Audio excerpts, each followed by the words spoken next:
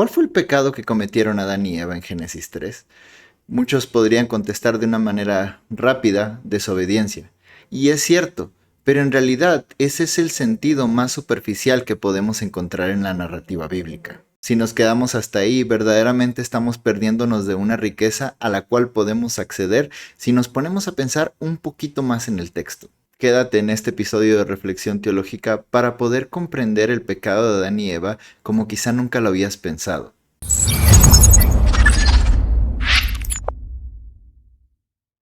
Muchos contestan a la pregunta del pecado de Adán y Eva sin primero detenerse a considerar lo que significa el árbol de la ciencia del bien y del mal.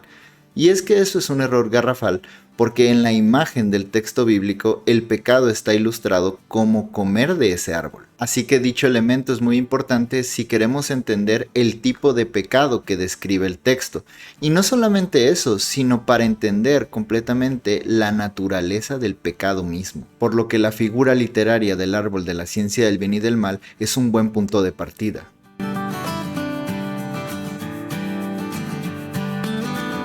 La pregunta fundamental es ¿qué es o qué significa el árbol de la ciencia del bien y del mal? Y aquí no nos vamos a detener a considerar si este árbol es literal o no. Creo que esa discusión rebasa el propósito del texto bíblico. Lo que sí quiero que consideremos es qué lugar ocupa dentro de la narrativa misma. Ojo, no quiero descifrar un mensaje oculto en el texto de Génesis a través del lenguaje original, el hebreo.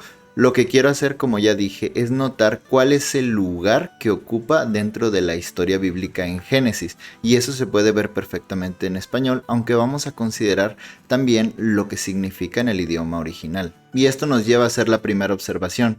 A este árbol se le distingue de los demás, pareciera ser especial, primordialmente porque tiene su nombre propio, árbol de la ciencia del bien y del mal. Si checamos los términos hebreos de los cuales tenemos esta traducción, podemos llegar a saber el significado llano de estas palabras. Por ejemplo, ciencia, o mejor dicho, conocimiento, se refiere a un conocer. Por ejemplo, a comprender, reconocer, descubrir o llegar a experimentar algo. Por su lado, bien y mal parecen venir juntas y probablemente este par no se refieren a datos aislados, por ejemplo, lo que es bueno o lo que es malo, sino a la capacidad de evaluar, distinguir, juzgar lo bueno y lo malo. O sea, tiene que ver específicamente con el juicio y con el discernimiento. Este nombre ha llevado a muchos a considerar y a definir el árbol de la ciencia del bien y del mal como la capacidad de conocer el bien y el mal. Y sí, llanamente las palabras significan eso, pero ya lo que tenemos que considerar. En realidad, las palabras no dan significado al contexto, sino el contexto da significado a las palabras. Es como por ejemplo la palabra gato. Si yo digo, oye, me gustan los gatos, ¿a qué me estoy refiriendo? A un animal. Pero por ejemplo, si alguien dice, oye, me acabo de comprar un gato para el carro, yo no estoy refiriéndome ahí a un animal, me estoy refiriendo a una herramienta. O si por ejemplo en la escuela un niño le dice al otro, oye, jugamos al gato, ya no nos estamos refiriendo ni al animal ni a la herramienta, nos estamos refiriendo a un juego. El contexto determina el significado y no al revés. Y eso es exactamente lo que va a pasar con las palabras conocimiento del bien y del mal. A lo que me quiero referir aquí es que el significado del árbol de la ciencia del bien y del mal no se lo va a dar simple y sencillamente un significado que podamos sacar de un diccionario, un significado fijo, sino que lo va a determinar el contexto de la narrativa en donde está inserto. Ahora, ¿eso quiere decir que los significados que acabamos de rastrear de un diccionario son inútiles? No necesariamente. De hecho, estos significados delimitan las posibles interpretaciones, o sea, ponen un límite.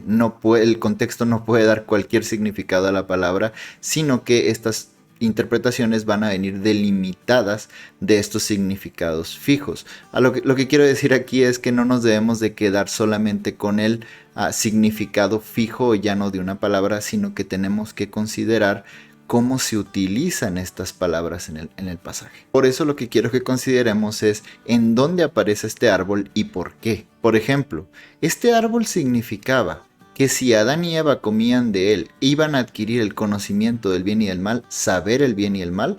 Y bueno, bajo la lógica de este pasaje, en realidad no se puede sostener esa interpretación, porque en realidad Adán y Eva ya sabían lo que era bueno y lo que era malo. Porque ellos sabían por lo menos algo: comer de ese árbol estaba mal y obedecer a Dios era algo bueno.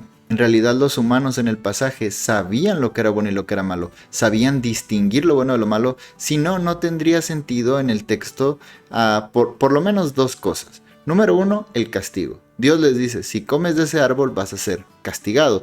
No tendría sentido que Dios los castigue por algo que ellos ni siquiera saben o distinguen. Y número dos, en Génesis 1 se manda al hombre a gobernar la tierra, que ese tiene un sentido de administración. Para cumplir lo que Dios les estaba pidiendo, debían saber distinguir el bien del mal.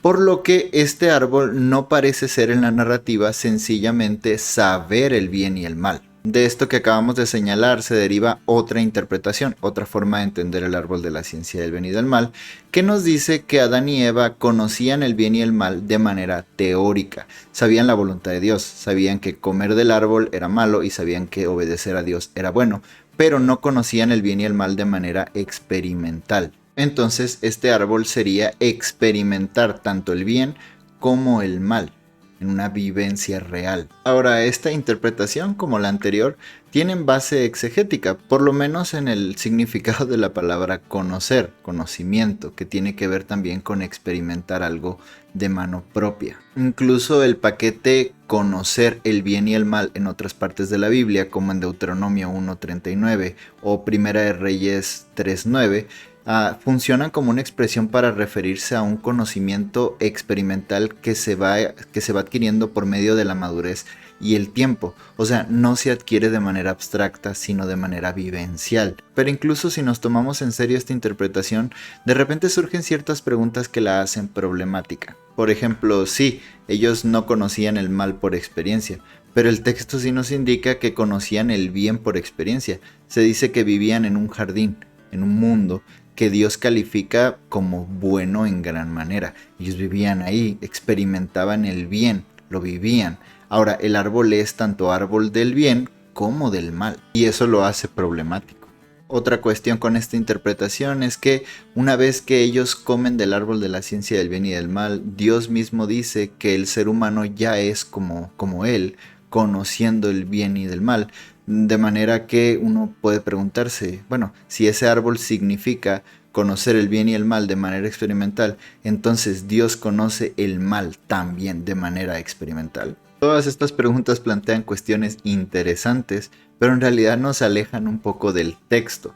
Así que volvamos a él y vamos a preguntarnos ahora sí, ¿qué significa el árbol de la ciencia del bien y del mal ahí? ¿Su nombre, de la ciencia del bien y del mal, es algo accidental? La verdad es que no lo creo. Yo creo que el nombre es totalmente intencional. Su propio nombre nos dice que tiene que ver con el bien, con el mal y con el conocimiento. O como Eva lo describe, árbol para adquirir sabiduría. Y uno se podría preguntar, ¿sabiduría de quién o de qué? Y aquí está la clave, se refiere a la sabiduría de Dios. Por eso no se puede entender este árbol sin comprender primero la relación que tiene con Dios mismo. De este árbol no se dice nunca nada negativo. O sea, no se dice que sea dañino, que era venenoso. Sí, o sea, dice que si comían de él se iban a morir, eso es cierto, pero de eso no se sigue que el árbol era malo por naturaleza. De hecho, se dice junto con los demás árboles del jardín que este era bueno en gran manera. Y es que este árbol tenía que ver más con Dios que con el ser humano. O sea, era el árbol de Dios. Y en realidad, tanto teológica como simbólicamente, tiene algo muy especial que enseñar sobre Dios. Y para poder comprender bien la relación que Dios tiene con este árbol, lo podemos hacer de manera contrastada.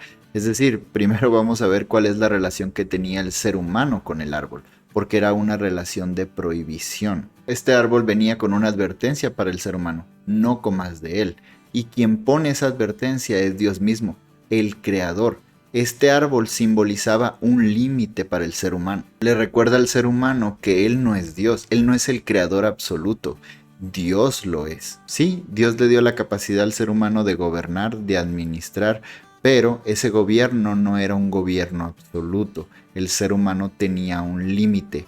Él no es Dios, y ese árbol se lo recordaba muy bien. Por lo tanto, el único que posee ese árbol es Dios. Él es la autoridad absoluta en la creación. Ahora, ese árbol entonces delimitaba la autoridad de Dios, esa autoridad que distinguía al ser humano de Dios.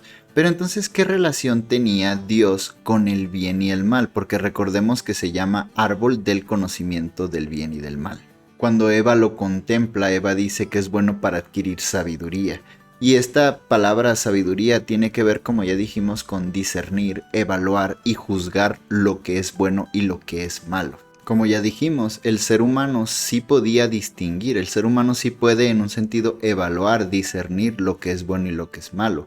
El asunto es que la sabiduría a la que se refiere Eva es la sabiduría que Dios tiene de discernir, evaluar el bien y el mal. Por eso estaba prohibido este árbol para el ser humano, porque el ser humano sí puede evaluar, puede discernir y puede juzgar el bien y el mal, pero no como Dios, sino como humano.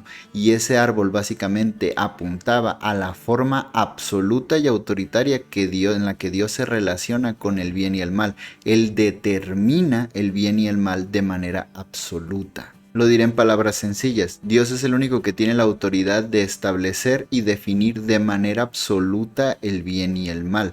O sea, ese árbol apuntaba a la autoridad última que Dios tiene sobre su creación y sobre la ética, bien y mal. El llamado del ser humano era a discernir el bien y el mal en torno a la relación con Dios en confianza con Él.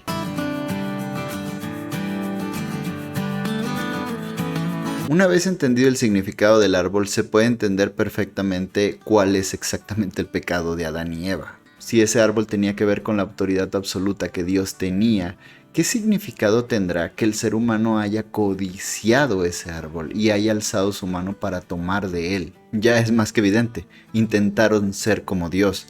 Y eso en realidad lo dice el mismo pasaje, porque la promesa de la serpiente es: si comen de este árbol, serán como Dios.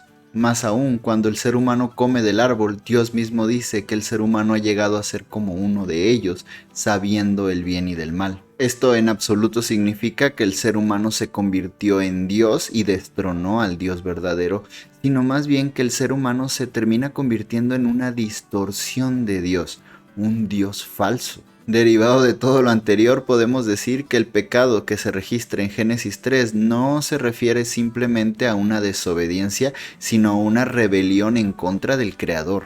Un intento del hombre de ponerse en una situación de determinación sobre el bien y el mal.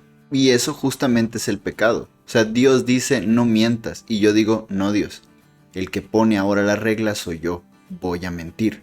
O sea, el pecado no es una simple desobediencia a una regla, sino es una redefinición de la regla de Dios. Un intento de definir el bien y el mal de manera absoluta como si fuéramos Dios. En este sentido, el pecado quizá es peor de lo que nos imaginamos. Un intento de quitar a Dios de su trono, un intento de convertirnos nosotros mismos en Dios. Esto, claro, si consideramos el texto como prototípico, como lo trata el Nuevo Testamento. Es decir, el pecado de Adán y Eva es el pecado modelo, es el pecado de la humanidad, es nuestro pecado. Ahora te animo a ir tú mismo a Génesis 3 y notar en el pasaje esa riqueza semántica que posee por naturaleza. Espero este video te haya ayudado a ampliar un poquito el panorama y puedas seguir reflexionando profundamente sobre la escritura. Si fue así, te animo a apoyarlo con un me gusta, compartirlo con alguien que quizá esté interesado en el tema o le interese comprender la Biblia de una manera profunda. Actives la campanita para no perderte ninguno de nuestros contenidos. Y si tienes una interpretación diferente de lo que significa el árbol de la ciencia del bien y del mal, o el pecado de Adán y Eva, o alguna opinión, te animo a que lo pongas en los comentarios. Siempre es bueno dialogar si el objetivo es comprender mejor el texto. Hasta luego.